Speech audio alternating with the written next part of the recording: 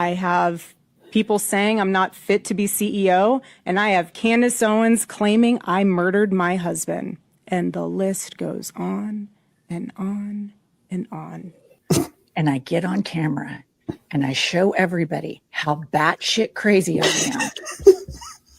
And the evidence goes on and on and on and on. And I will not stop, because just Monday I said I was taking time off to be with my family.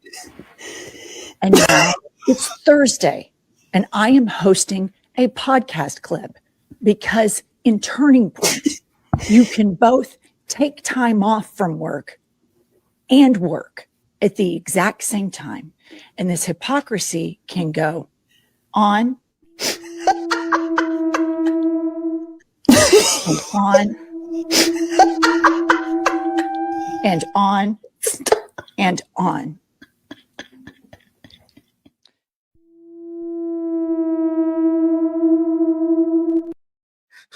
Shouts out to the chicks that I've had it. Ladies and gentlemen, you're in the building with Lamont Tyson. Pop up live. That's why I say you got to turn on your notifications. And in this video, we're going to go to the clapback that Candace Owens had to say about Erica Curt crazy ass. But when we start dealing with people who are crazy folks, I'm going to have to start going all in too. I'm going to start a new segment on my channel called Tinfoil Hat, ladies and gentlemen. Because us people who are progressives, we do not want the crazy to fall on us that happens with MAGA. And so in this video, I'll be wearing the tinfold hat, because we're going to talk about Erica Curt, then we're going to talk about Candace Owens, and we also got to talk about this damn Supreme fucking court. Let's get started. I'm up early for the dealers come out. Everybody is outside till the killers come out. You ain't eating, you just act full. I'm impactful. Dozen funerals in a month. I got that full. I will give it to niggas in all rap forms. Ignatius out right now on all platforms. That's right, ladies and gentlemen. You're in the building with the all knowing, all loving, all feeling, all seeing, all powerful. Damn all everything, sexy as hell host. That's me, Lamont Tyson. I have on my MAGA anti-tinfoil hat so that no MAGA sites can get in my head while we talk about the hypocrisy of MAGA and Republicans. Please subscribe to the channel. If you didn't know, I trade stocks each and every single day at 9:30. I go live. This is my channel, Win by Losing in Stocks. And if you ever decide that you come follow me and you like what I'm doing over there, you can get a one-on-one with me to understand how I trade my system. The clip I just played for you was Erica Curt. She went on this long tirade about she's tired. Did y'all notice how her ass was dressed like an assassin? Republican bitches love cross-play and stuff that they know they can never be. And she goes on to talk all this stuff about how her husband stood for this and her husband stood for that. And she also brought up Candace Owens. If we go by what her husband stood for, her husband was shot, assassinated. Her husband said that we should allow some things to happen to keep that amendment right, okay? Her husband also said that he wouldn't want to fly with a black person. Well, I guess his ass would have never been an astronaut and got his ass on Artemis 2, which was flown by a black person who not only got us around the moon, the furthest any humans have been, but got us back safely. This is Erica Curt and the hypocrisy of white Christian nationals. They are able to get on a camera, ladies and gentlemen, and chastise everybody who's not a white nationalist Republican about bad behavior when they forget to chastise the leader of their party, Donald Trump, the man who said he can grab them by the pussy. Women, not men. The man who, well, maybe Caitlyn Jenner, but I digress. The same man who said he could shoot somebody on Fifth Avenue and still win. I believe he could. The same man who is an adjudicated rapist. The same man who said we should go kill a whole nother civilization, and you have the nerve to be telling somebody else that they're wrong. You're mad that Drewski did one of the best white faces I've ever seen. Now, mind you, Drewski never said Erica Curt. Drewski represented trad wives all across the world. He didn't say Erica Curt gets hit dog holler syndrome. Well, through all that, Candace Owens has clapped back. And folks, Candace Owens is a case of A dead clock is right twice a day. So with our tinfoil hats on, ladies and gentlemen, so that we stay protected against MAGA, let's see what Candace Owens had to say. Now, mind you, I don't care for Candace Owens, but her ass is witty. Let's see what she had to say about Erica Curt. It's the clap back by Candace. Erica Curt came out today and she was channeling Janet Jackson in Rhythm Nation. I was feeling it at first. I was like, we're about to get a routine, a dance routine. And we didn't get that. I have comedians dressing up in whiteface. I have people saying I'm not fit to be CEO. And I have Candace Owens claiming I murdered my husband. And the list goes on and on and on. Just an obvious lie. She wakes up to headlines and Candace Owens saying that she killed her husband. The response has just been brutal, okay? Everyone is calling her out. They're saying that the look is wrong. People are making fun of saying that she looks like she came dressed up as the assassin that was walking up the stairs, allegedly. Erica Curt out here dressing like Eminem when he got sober. I did not see that one before. That's very funny. This person, why is Erica Curt wearing something that looks eerily similar to an Imperial officer's uniform from Star Wars? It fits the theme music. It's just weird. It was weird and it was awkward. Andrew Colvett is going to present an out of context text message, which looks like it got passed around at Turning Point USA. He presented a screenshot of a text message joke. A joke definitively sent by me. And I will say right now, Andrew Colvett, you have my full permission to release the entire conversation because how dare you remove this joke from its context, okay? I was being asked what questions I planned to ask Erica when we met up at the end of December. So you recall at this time, this was during the week where Erica was going viral for her interview with Barry Weiss for a number of very funny reasons. And they were pushing real hard in the press to assert that asking Erica any questions was despicable, off record, and it equated to accusing her of murdering her own husband.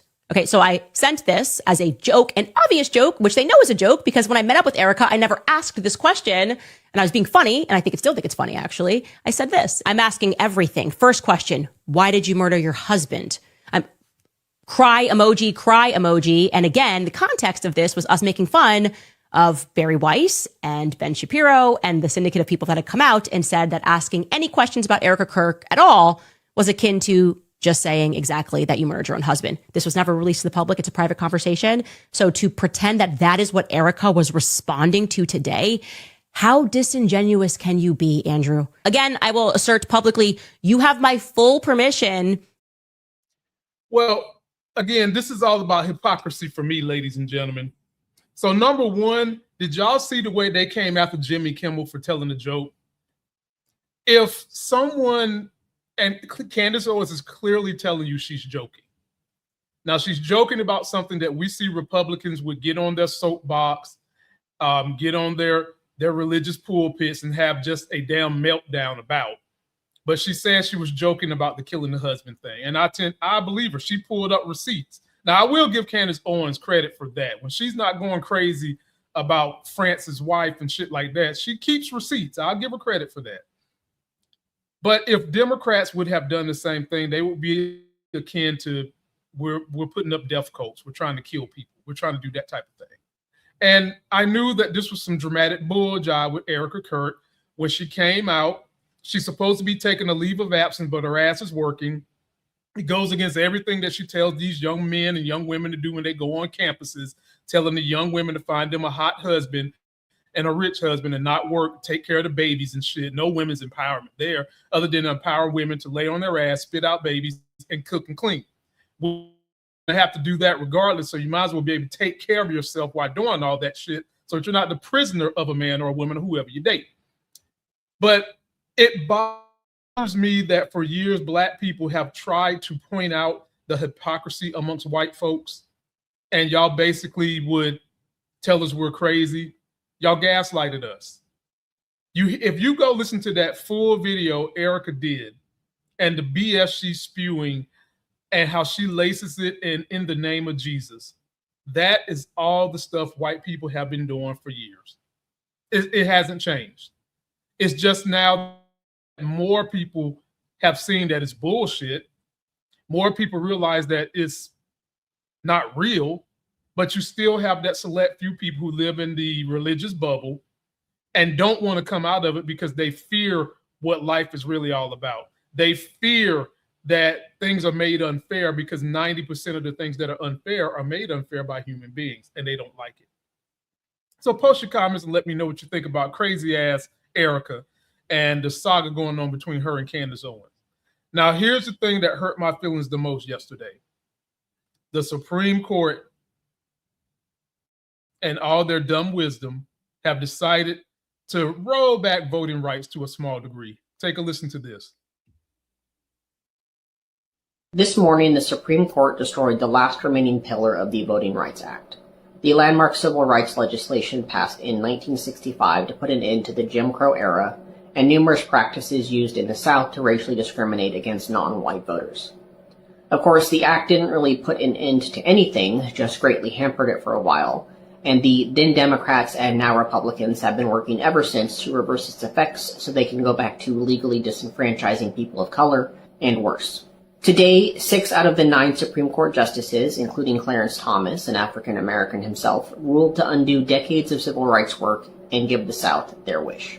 This isn't the first time the Supreme Court has ruled against the act. That began in earnest in 2013 when the Supreme Court invalidated Section 4B of the VRA, which required states with a history of voter discrimination to get pre-approval from the federal government before making voting changes.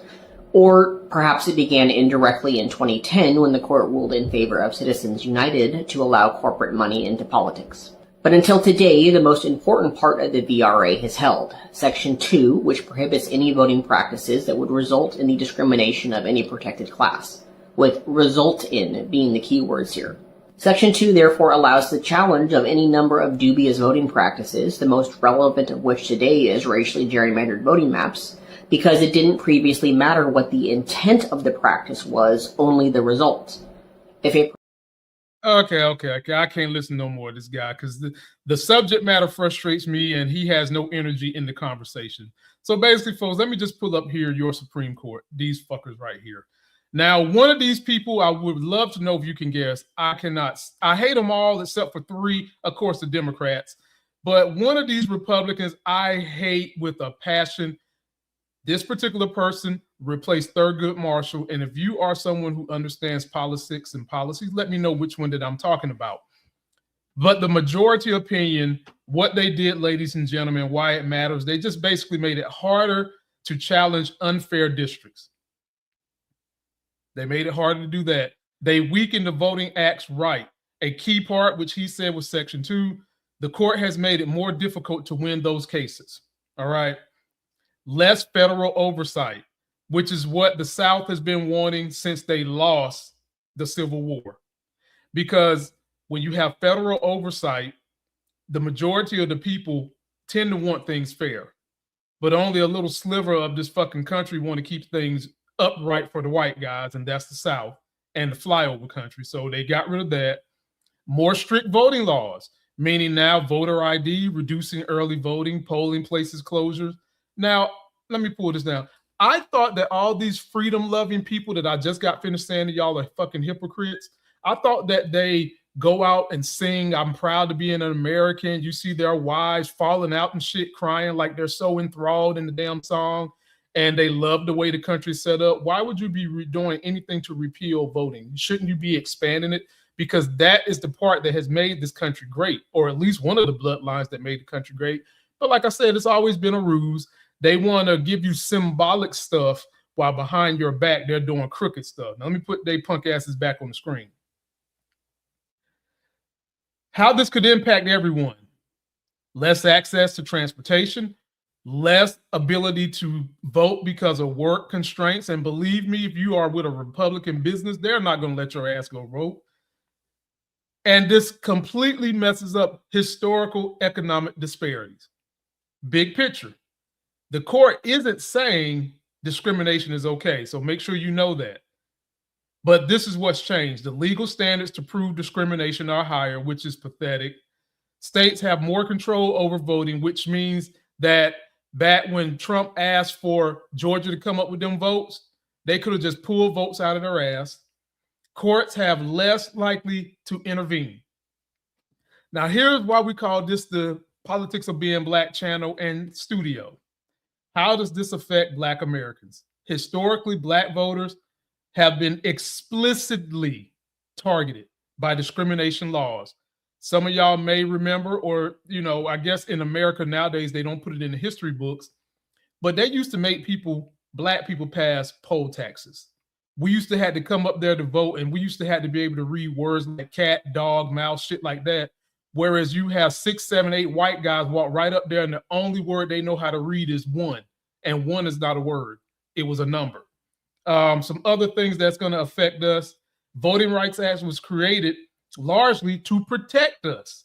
And so now, ladies and gentlemen, that's why this thing got repealed, because you have seen how Black women have been so consistent on things of equality and making things fair. And for whatever the reason, white men have been able to peel off Black dudes, because Black dudes had a two-part thing. Number one, we was getting money. And then number two, we didn't want to be told what to do by women. So they was able to peel off some of those dumbasses. But now, more importantly, the crop of folks that have been holding up a lot of democracy in Black women, they've just reduced this shit. And if you remember, they're still trying to get something passed now that's going to make it harder for women to vote if you have your husband's last name. So people, you've got to stay informed. You've got to get out there. You've got to put your tinfoil hat on, because they do not want you informed. An informed electorate votes for what's best for all the people and not just a small 1% sliver.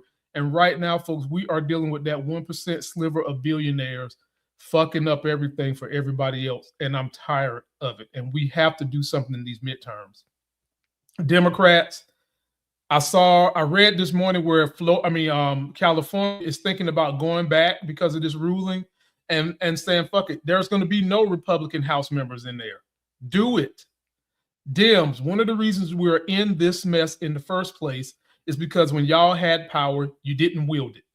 And what do I mean when I say wielding the power? Do I mean you go out here and do the stuff Trump is doing by hurting people? No. You wield the power to ensure that you're helping more people, not hurting them, not sitting them back, not doing stuff where you've got these gerrymandered states that are getting ready to just make it harder and harder for poor and middle class people to survive. And then they're dividing people based on income, the ultimate social justice that I fight for here, because social justice is income justice. And this is why we have so much income inequality in this country. So people, please be sure to share my videos, turn on notifications, because you never know when I will do a pop-up video. And that's going to do it for this video. Don't forget to like it, comment, subscribe. Each and every day I am going live right here on this channel. It is called Win by Losing in Stocks. And I am on a pretty good win streak again. I've got back to my playbook and being patient in my playbook. And if you ever want to get a one-on-one with me, that's the link right there in the description. Hit me up, get on the calendar, we can do it. And let's keep on fighting for democracy, and let's keep on pushing Democrats to bend the pendulum back. We've got to do something about that Supreme Court. We've got to expand that court, pack it with Dems, then we got to lock the shit down and put term limits on it immediately. Till that next Sex is Hell video, I'm out. Somebody's bleach blonde, bad built butch body. Somebody's bleach blonde, bad built butch body. Somebody's bleach blonde, bad built butch body.